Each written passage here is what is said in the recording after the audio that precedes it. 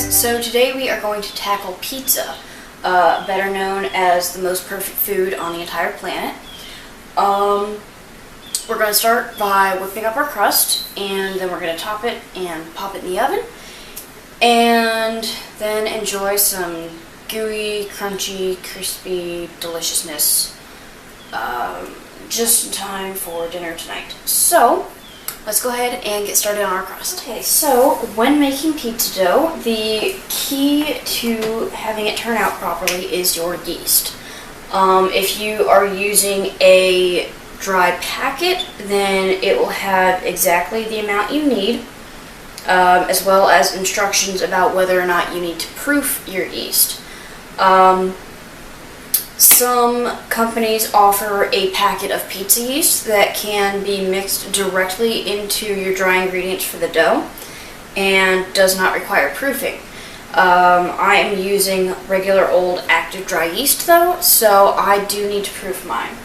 So we're going to start out with our 1 cup of water, and we are going to pop that in the microwave for probably about a minute. We're trying to reach about 120 degrees.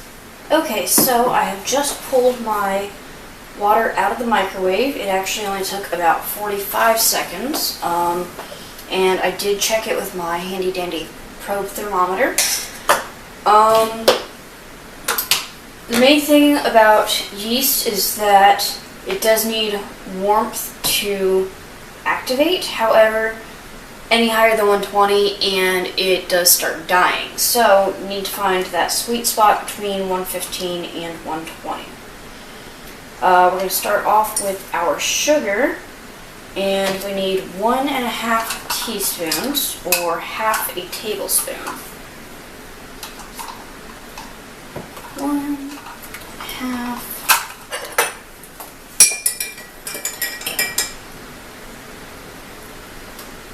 There we go.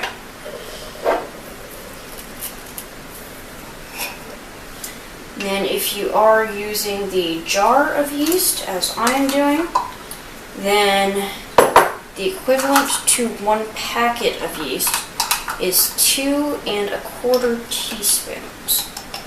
So 1, 2,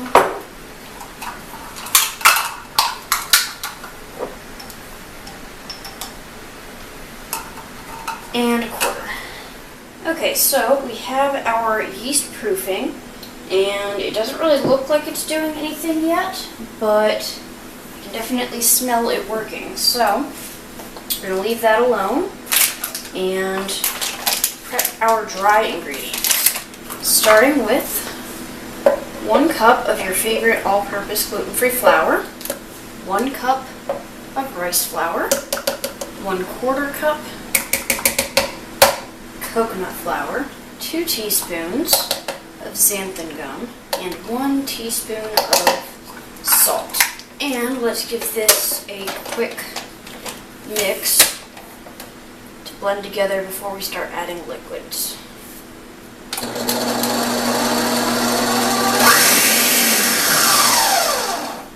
There we go.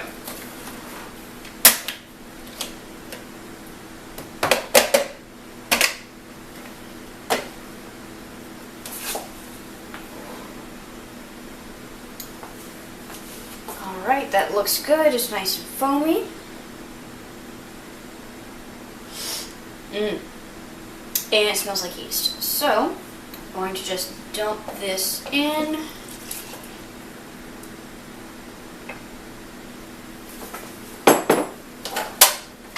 Pop the lid on.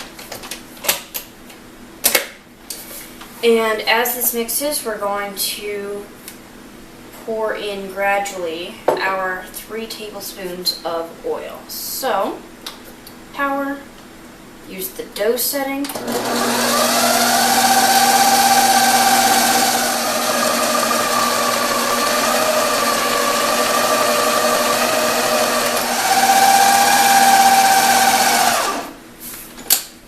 Okay, and we now have pizza dough. Grab a clean bowl.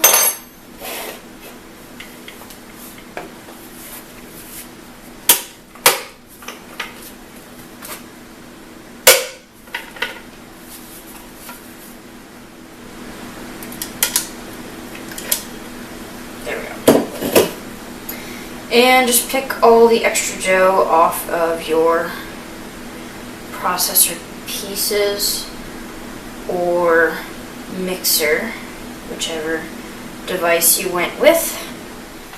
Okay, so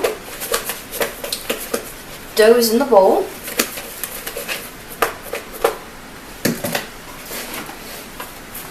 And we're going to wrap that with plastic and put it in the fridge for at least 2 hours so that the flour can hydrate.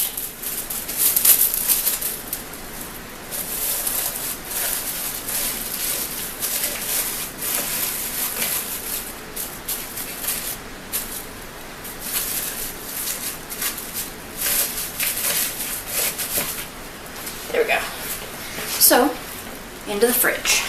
Okay, so I've just pulled my dough out of the fridge, and I've got my lined baking sheet here, and I'm going to remove my plastic wrap and dump my dough. And I like to use a small mushroom can to roll out my dough. It's a lot easier to control than a traditional rolling pin, and I feel like it does a better job with gluten-free dough, considering how sticky it is.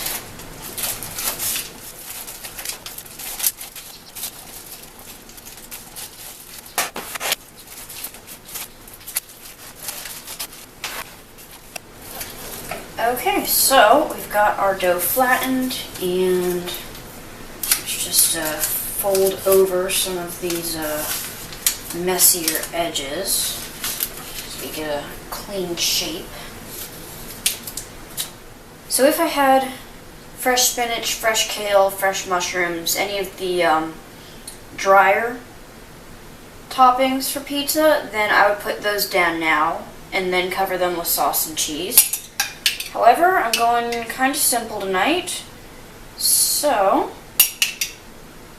I'm just going to go ahead and start with the sauce. And actually for pizza, I like using canned mushrooms on top better anyway, rather than fresh. Okay, so just smooth out your sauce. Just bring it out to about 1/2 inch away from the edge. And I think that looks good. Now for cheese. I like using a combination of block mozzarella, which I've already cut here, and shredded. Block mozzarella gets nice and gooey because it does have a higher moisture content, but the shredded is what's going to give you that crispy spotting on top. Block cheese is down. Now let's fill it in with some shredded. And I like lots of cheese on mine. You don't have to use as much if that isn't your thing. Next up, some pre-cooked diced bacon. Ready to just be browned and crisped up in the oven on top of this deliciousness. And I am not really in the mood for vegetables tonight, so bacon and pepperoni it is. Okay, so let's see, 1, 2, 3, 4. I fixed that. Yeah, there we go. Okay, so pizza's ready. It's going into the preheated oven for about 15 or so minutes, maybe 18.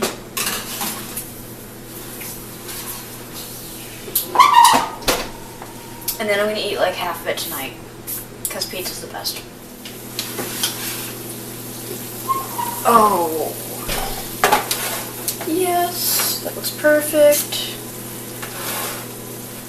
So now I just have to wait long enough for it to cool down to where I can actually stuff it into my face. Okay, I think this has cooled off enough where it won't burn my face off. So,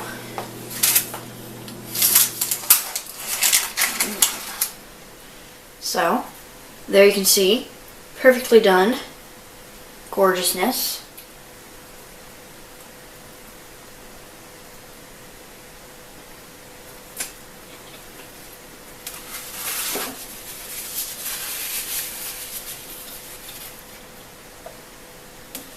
Yes, pizza is good. Actually, pizza's the best thing ever. Pizza's my favorite. Give me all the pizza.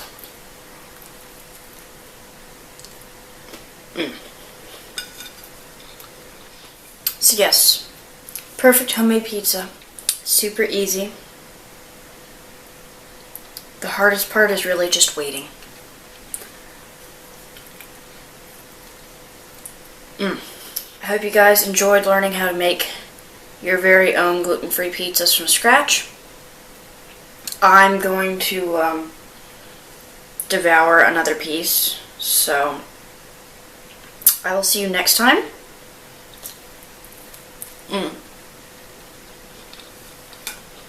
On the Deglutenizer.